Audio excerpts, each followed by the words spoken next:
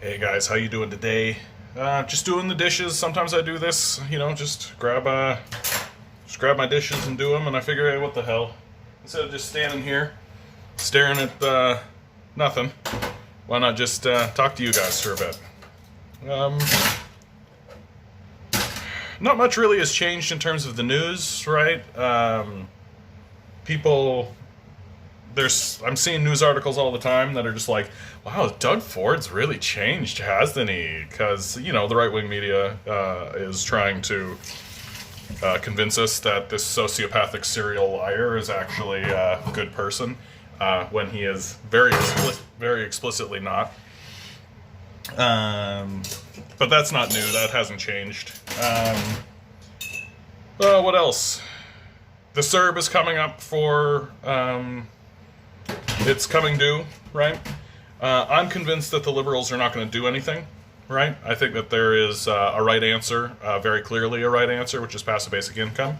I don't believe for a minute that the Liberals have the spine to actually do that. I think they'll do something maybe a little tepid, something that's probably worse than the CERB itself, because they work for the same people that the Conservatives work for. They work for corporate capitalists, and they need to get people back to work. And just because there's going to be millions of people who are unemployed, just because there's going to be mass homelessness, evictions, I just don't think that matters to the conservative liberal alliance, right? I don't think they care. They didn't care about the homeless people that capitalism was generating in the first place, so I don't see why this is going to be special. And the Liberals have a long history of pretending like they care, right? Like, they'll send Justin Trudeau to a climate change rally, but they don't give a shit about climate change. Like, they don't actually care about any of these issues. They just pretend like they care so that gullible people vote for them. Starting to learn more and more, especially in the midst of this pandemic, exactly how many gullible people there are. And, I used to think it was maybe like 20 to 30% I could have been convinced. Now I'm thinking it's more like 70 to 80% of the populace is just straight up gullible, like just extremely gullible, willing to believe anything any politician tells them, just until eventually, like, that politician eventually, and I don't think it's like the politician loses the trust of the people. I think just eventually people are just like, I've seen you too long. You've been here too long. We need someone new. And I think that's really what it is. Like, I think that's how Kathleen Wynne was ousted. I think that's probably how these liberals, I think that's how the liberals got ousted in the first place when Harper came in, and I think it's how the liberals are going to get ousted again. I don't think people are going to look at their record and be like, oh wow, you guys have been doing some real nightmare scenario stuff, including attacking First Nations people, buying pipelines, like really terrible stuff. I don't think people are going to point at that and look at that at all. I think people will literally just be like, you guys have been around too long, I'm tired of you. That's why Justin Trudeau grows the beard, right, and has the big floofy hair now, because he needed to change up his look after the blackface scandal, right? He just needs. And that seems to be enough for most people, right? Just change up your look, As long as you change up your look so that you don't look so much like the last iteration of yourself, then people will probably keep you around, right? Like, that's how shallow I think Canadian politics actually is. Like, I think it is that shallow, where, like, literally just as long as you put, like, a moderately acceptable face in front of your absolutely horrible... you put a moderately, appealing face, which is Justin Trudeau, and you say the right things, then it doesn't matter what you do, right? And that just seems to be the truth. Just seems to be that Canadians are willing to go along with whatever, as long as you say the right things and look nice. And I think that's just true of the vast majority of Canadians. Until it gets too egregious, right? Like, until it gets, like, overtly racist or homophobic, then it's only 30% of the society is in favor. But I think, for the most part, right? You can start talking fiscal policies, and you can say whatever garbage you want. Oh yeah, the money will trickle down. Make me super rich, then the money will trickle down. And as long as you say that, as loudly and as long as you possibly can, apparently there's just like 80% of the populace is like, oh yeah, the money will trickle down. It's coming any day now. I'm sure of it, any day. Keep waiting. What a bunch of losers. And so I think the thing I really want to talk about today, because like that's old narrative, right? I've been talking about that for the last months, it seems like. Nothing new there. So the thing I really want to talk about is how to deal with mental health, right? Like I was full disclosure, and I'm pretty open about this. I talk about this pretty regularly. I was diagnosed with depression when I was like 15. Back just when it started to become okay to actually talk about something like depression, and they don't really know what it is or how it operates, and there's always changing theories. I have my own kind of theory of what depression is, having experienced it. I'm pretty low level depression as well. I want to be clear about that. Like there's probably some pretty serious depression people. I hope if you're watching this, like I feel like I understand the struggle that you're going through, while simultaneously I don't understand the struggle that you're going through. And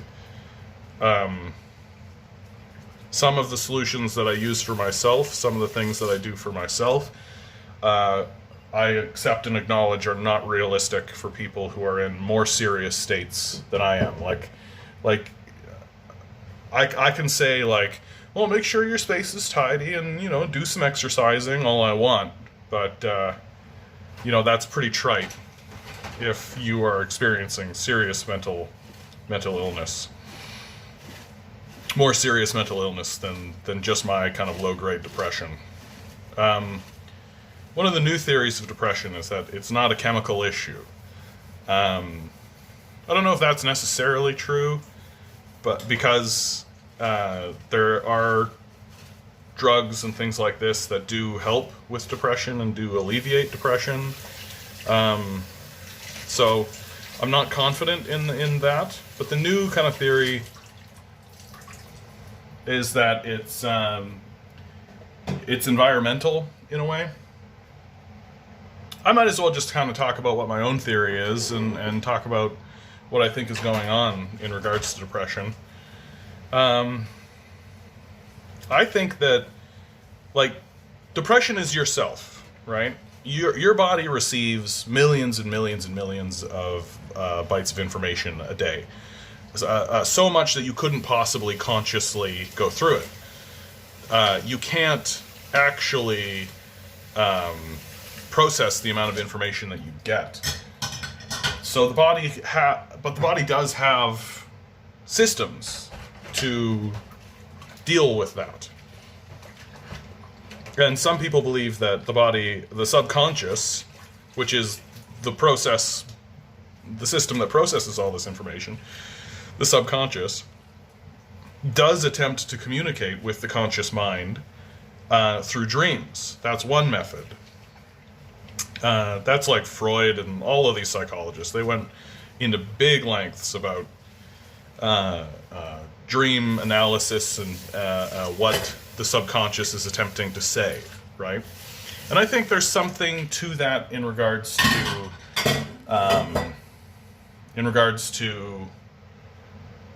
depression as well, and anxiety and all of this. I think it is your subconscious self attempting to communicate with yourself. So it's you talking to you, right? Like it's we have this kind of tendency to talk about depression and dreams and all of these things as if they are external from us, that they are something we're being inflicted by, right? That's something I've learned is to stop talking about it as something I'm being afflicted by as an external kind of source. And instead I talk about it as a communication, right? Like the body doesn't have, it can't just like say, well, Jonathan, there's something going on in your life that you need to deal with, right? It's just, that's not the system. It's not how it works. It sends impulses. It sends information the way that it can, right? Like you have like literal visions when you're dreaming. And dream interpretation, I think, is actually quite fascinating and entertaining to do. Depression is another ball of wax, right? Because depression, I think, you have... grabbing these holes. Depression is your body has seen that there is something going wrong, right? And your mental mind can lie to itself, right? You can lie to yourself all you want, but your mental self sees that there is something wrong and requires you to slow down so that you can meditate on it, if you want to think about it that way.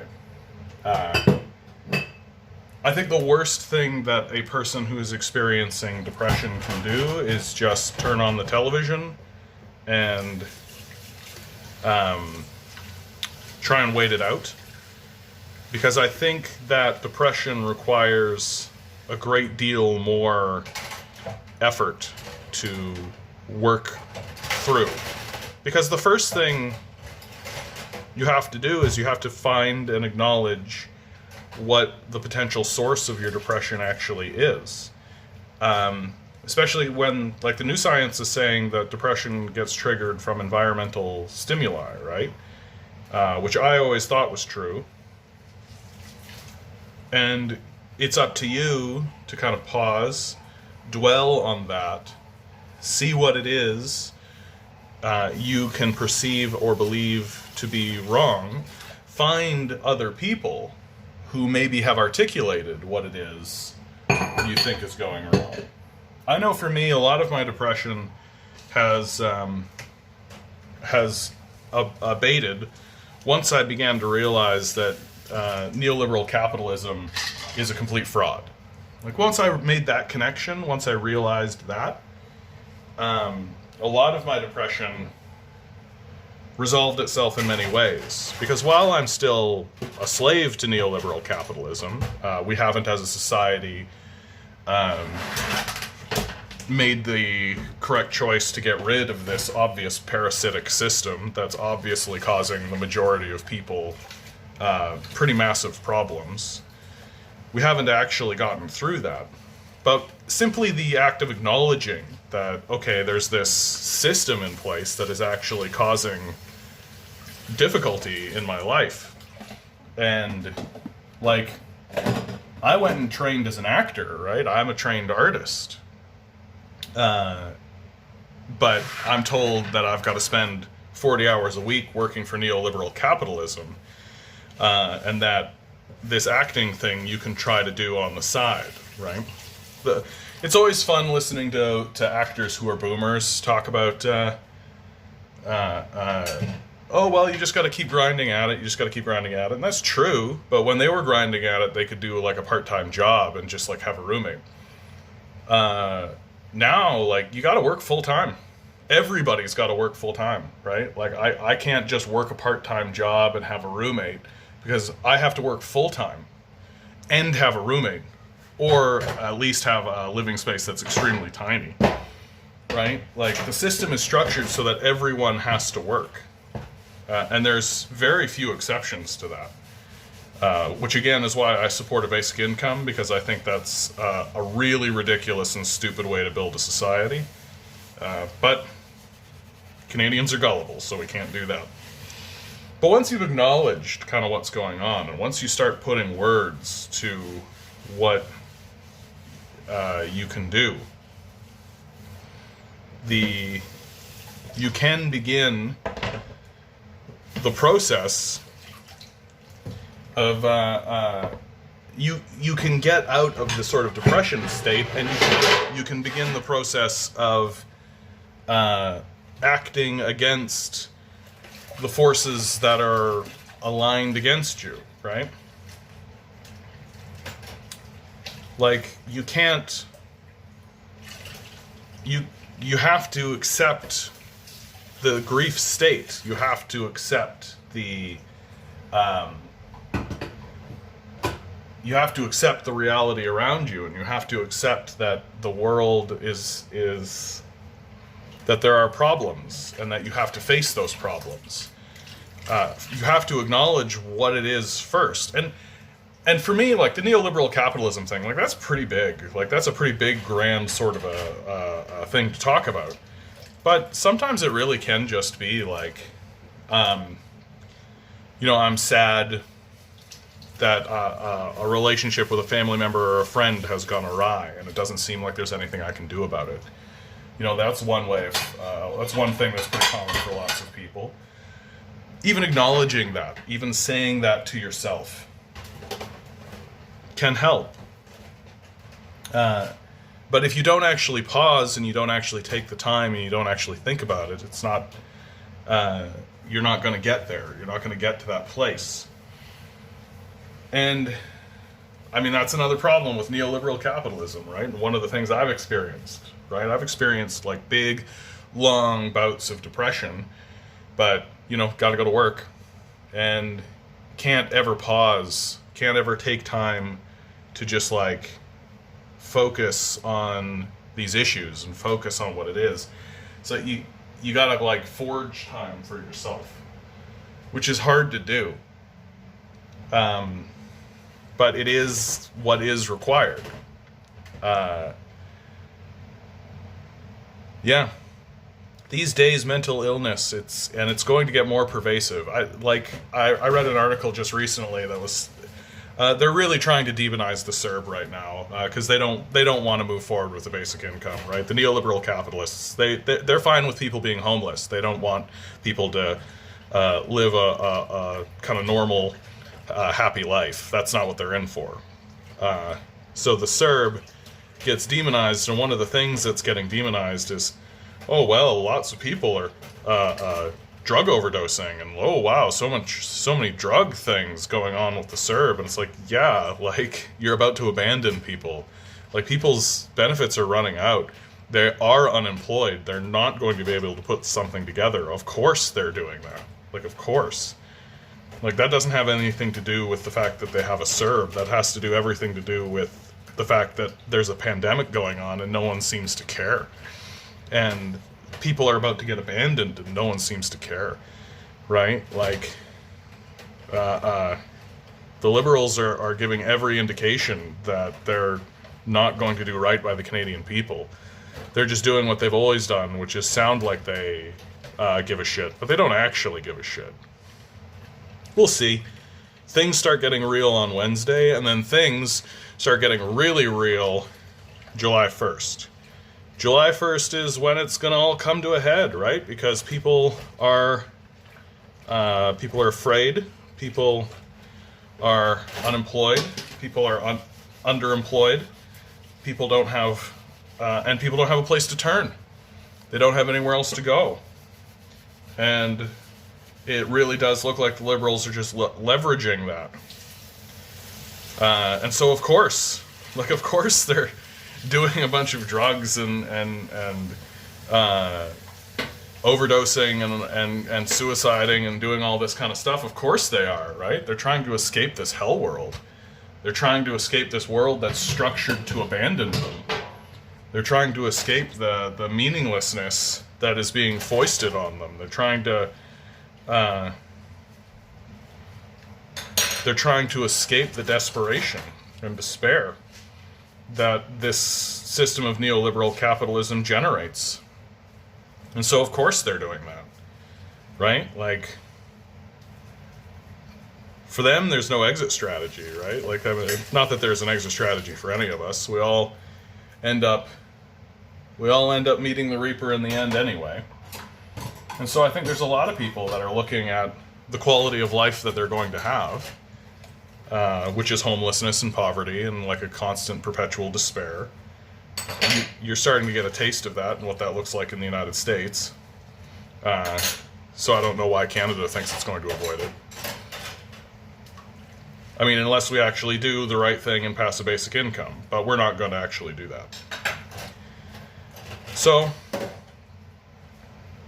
But what I think is important when it comes to like focusing on your mental issues and all this kind of stuff, like it is general to say, but you have to focus it into action, right? You have to act. You have to become mobile somehow. You have to put that energy, because depression is energy. It feels like weight is what it feels like, and it feels like everything is slower and everything is harder and everything is much more difficult to deal with. But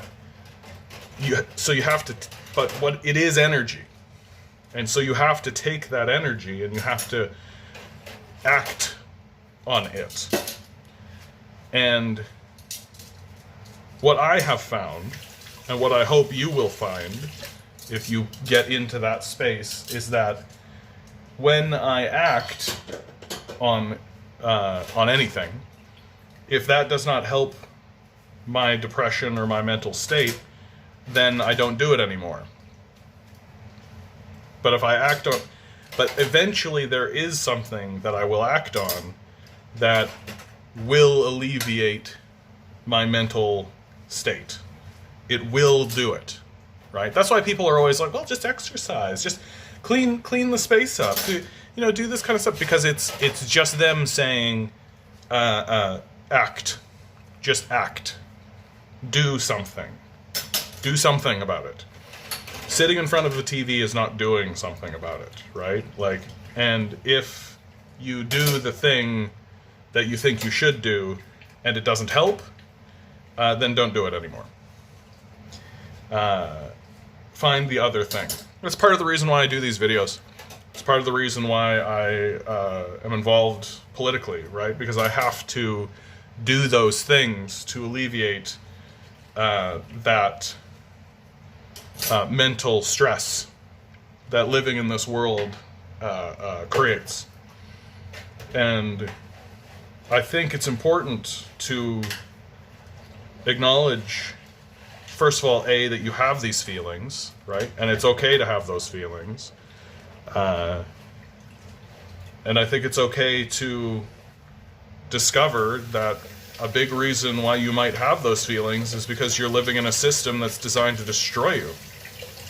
I think that's a pretty acceptable position to take as well. Because the system you're in is designed to destroy you, like without a doubt. That's why there's so much more mental illness going on, right? That's why people are stressed. That's why people are more anxious and more depressed, right? Like, first of all, I do think there is a certain level that, like, we can talk about it where we previously weren't able to talk about it. But I also do think, like, we have much more to be depressed about, right? There's so much more, things are scarier than they have been in a long time. Climate change alone, right? Like, forget about the homelessness and the despair and the unemployment and all of this kind of stuff that doesn't look like there's actually an alleviation to it. Like, forget COVID-19, forget any of that, right? Like, what's your best case scenario living in this society? You work for a neoliberal until they let you retire and then you die. It's not a life, right? That's not a life worth living. That's not...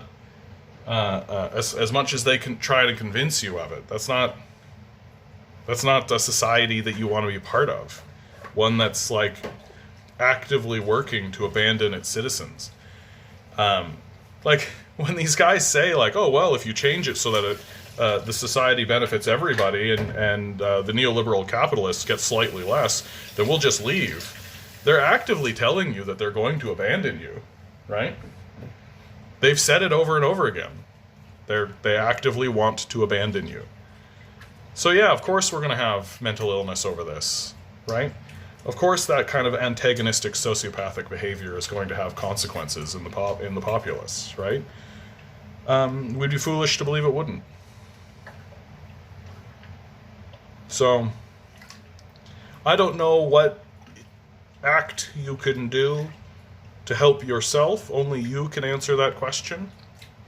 But you have to at least think about it, and you have to come to some kind of conclusion yourself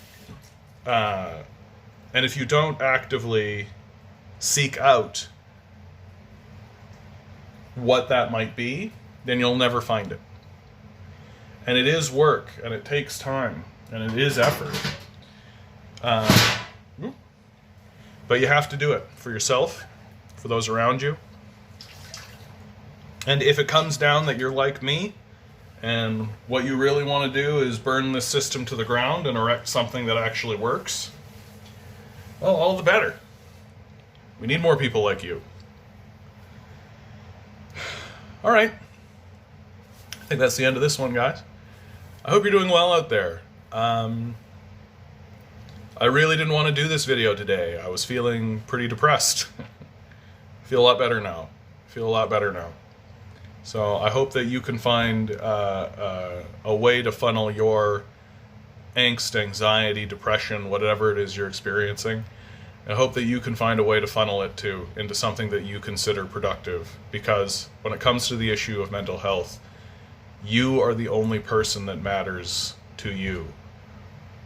Good luck.